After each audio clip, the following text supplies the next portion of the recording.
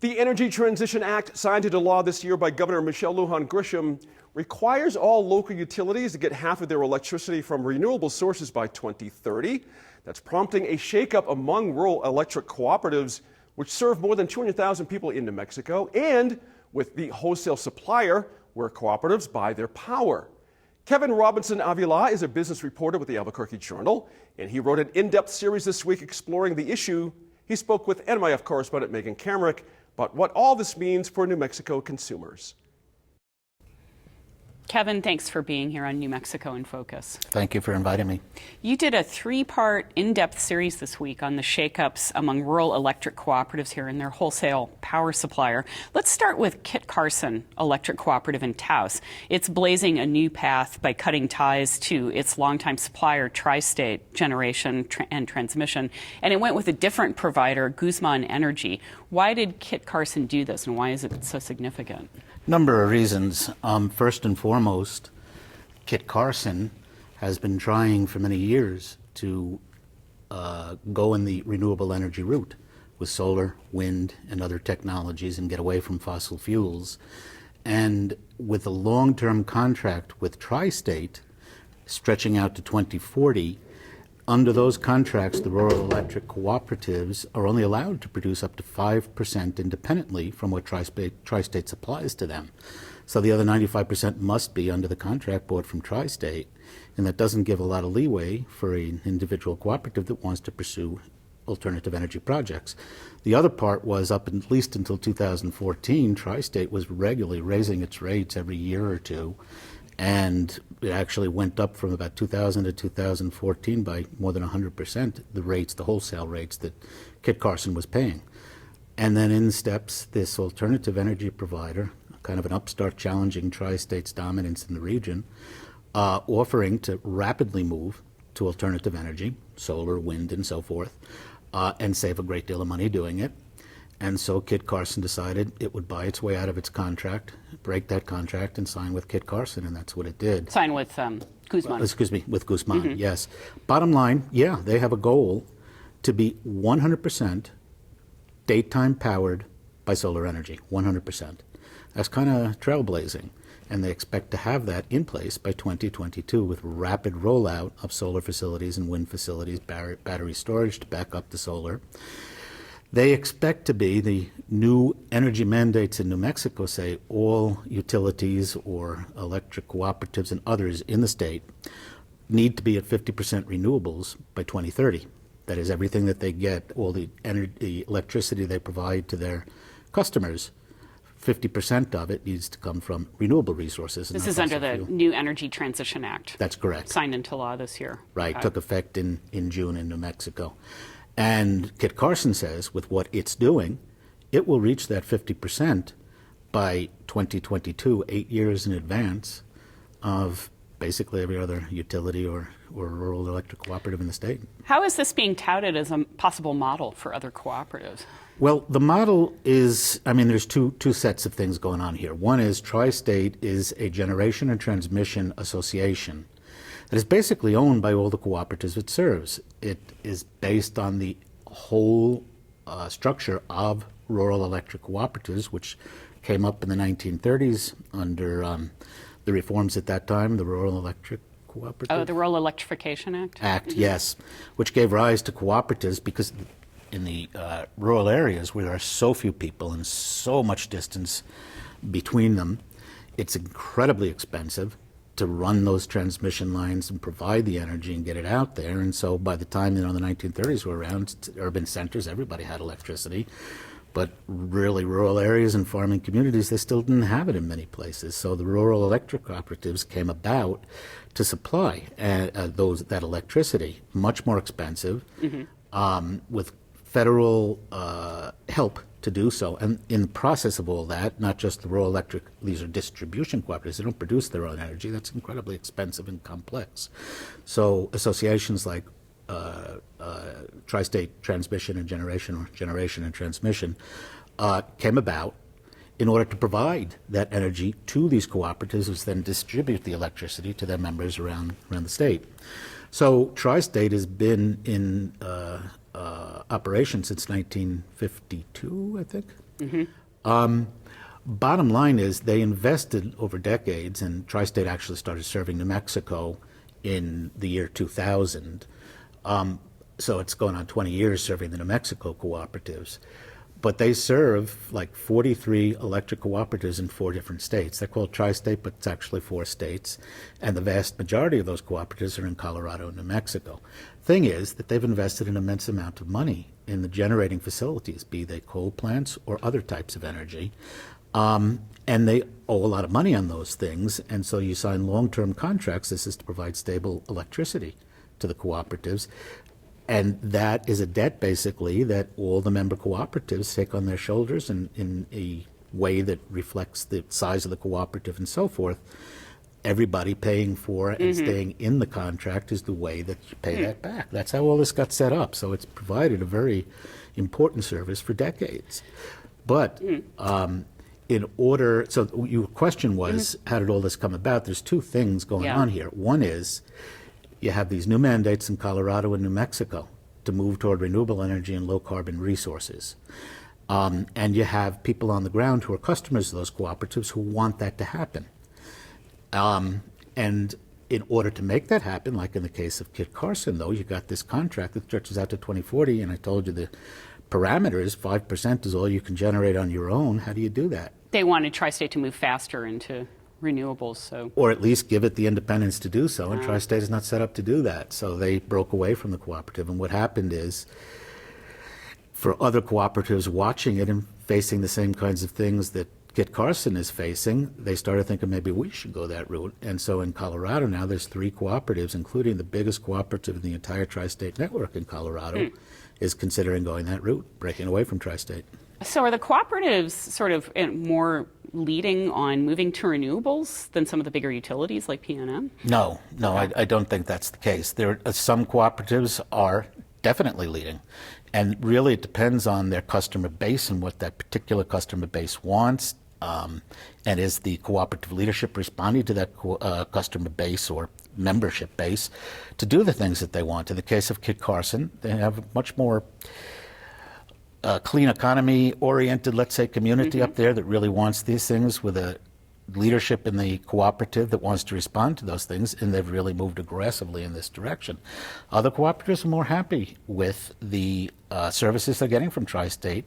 There aren't any other cooperatives in New Mexico right now. 11 are served around the state by Tri-State that are considering leaving Tri-State. They're happy with the services Tri-State is providing.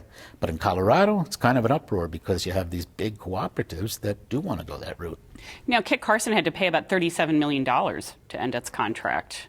That's a big financial hit. How does it justify that? Bottom line is Kit Carson, in the contract it signed with Guzman Energy, that Guzman Energy promised them. First off, Guzman Energy fronted the money to pay that $37 million. Oh, okay. And Kit Carson is paying it back, and it will be all paid back, I think, within a year or 2. But it promised to help Kit Carson set up the projects, the solar projects, and they've installed them all around the northern areas, and they're still doing so. And that energy then, the wholesale, first off, the energy they get from those projects, plus when the sun is not shining or the wind is not blowing, the backup wholesale power that Guzman provides to the cooperative is cheaper at the wholesale level for Kit Carson.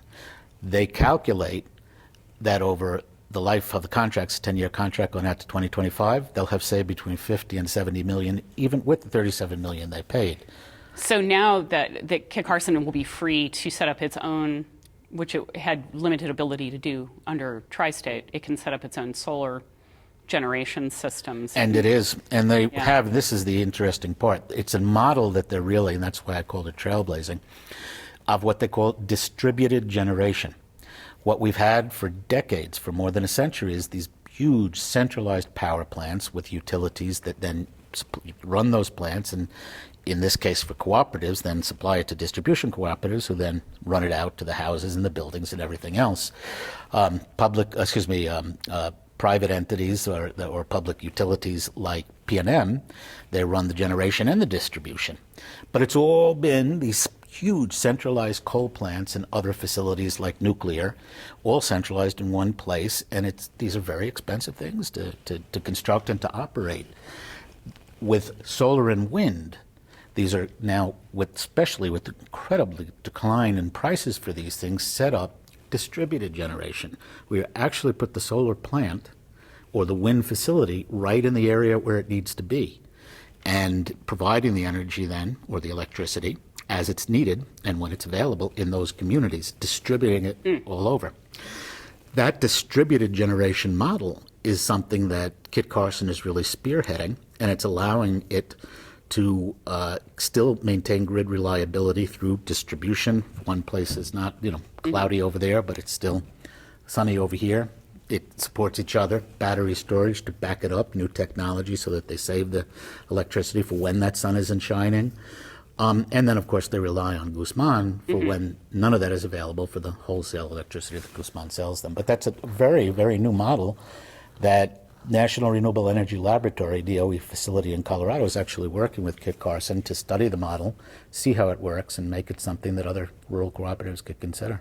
Now, the city of Socorro and also Bloomfield are also pursuing a contract with Guzman. Yes, important to say, though, neither of those cities are tri-state members. Okay. They receive, or did, in the case of Aztec, they broke away from the Farmington Municipal Utility, I think in 1960s.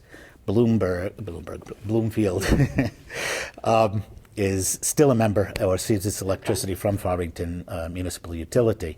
They now want to break away from Farmington to sign with Guzman and go the Guzman route. Aztec already did it, but of course they broke away they're getting all their power now from Guzman, but they broke away in the 1960s. Now, what does Tri-State say in response to some of the criticism leveled by Kit Carson, some of the other cooperatives about, your rates are too high, you're not moving toward renewables fast enough? I want to stress that got to look at it very objectively from both sides. And Tri-State, like every utility in the country with the changing energy landscape that affects electric generation across the board, faces big challenges. And those big challenges come from what has been the way we've generated and supplied and distributed electricity over decades. They invested a lot of money to do that. And those systems cost money to operate, and the older they get, the more those expenses for operation and maintenance go up and so forth. And so, and what's most important is we're talking rural electric cooperatives. Remember I was saying these are vastly... A lot more expensive to get much more expensive out to get the there. electricity out to those small populations spread over huge areas. And so their costs are much higher than public utilities or a municipal utility like Farmington just serving its own little community. So over a number of years, their rates were going up, but they've worked very hard in the past 5 years to keep those rates stable, trying to get their own costs and operations in line. They're also designing new plans to add a lot more renewables to the system. They already are adding a lot more renewables to their system. And they're looking at revising their contracts to allow the individual rural cooperatives to produce on their own a lot more than 5%. So they're looking at all kinds of very innovative ways to deal with what are objective challenges that they face like everybody else. And that some cooperatives want to go the independent route, well, that's all fine and dandy. But if everybody shares the costs of all the investment they made in these systems, and then all of a sudden 5, 10 cooperatives pull out, you're leaving all that burden on the shoulders of others. So that's why they charge the exit fees. Now, the exit fees, like the $37 million, should be in line with what's, fair and just. And that's a whole battle. What is fair and just to buy your way out of the contract so you don't overburden all the remaining cooperatives in the system? So how do all these changes potentially affect ratepayers? Well, that's a bigger question. Let's look at the bigger picture. We have very strong, probably the strongest mandates in the country right now in terms of changing how we get our electricity. 50% renewables by 2030. And 80% renewables by 2040, 100% carbon-free, meaning you could also maybe get it from natural gas plants that capture the carbon or something by 2045. For rural cooperatives, because it's harder on them, the larger expenses and so forth, that's stretched out to 2050. But those are huge mandates. And there are huge costs involved. So when Tri-State works to shut down. It's got about 50% of its electricity still comes from coal plants. That's the highest intense carbon plants you can use to supply electricity. And all that investment in those plants, what do when they shut those plants down and construct in their place renewable energy like solar and wind? There are huge expenses involved there. And so the whole process of moving toward renewable generation, on the one hand, will help not just the climate, but on the cost side, because those are incredibly expensive centralized plants, the prices for alternatives like solar and wind have come down so fast and so much that there'll be real savings in terms of using that generation versus the coal plants, but you're still left with the legacy debts and investment, and how do you deal with that? And so how do you keep the rates moderate for consumers in rural areas as they go through that process? That's going to be a big challenge for Tri-State.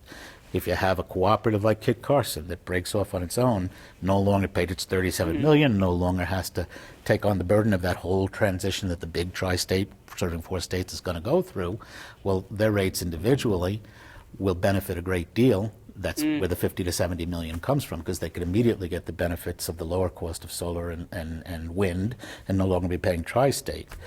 So there are different routes, but what's fair? You're asked how is it going to affect consumers? Well, you have to take into account the bigger picture of where all this electricity has come from decades, and what other cooperatives that don't have necessarily the resources to do what Kit Carson did, pushing all those costs for that transition onto fewer cooperatives. That's going to impact consumers. So we just have about 30 seconds left, Kevin, but what do you plan on watching and following in the coming months?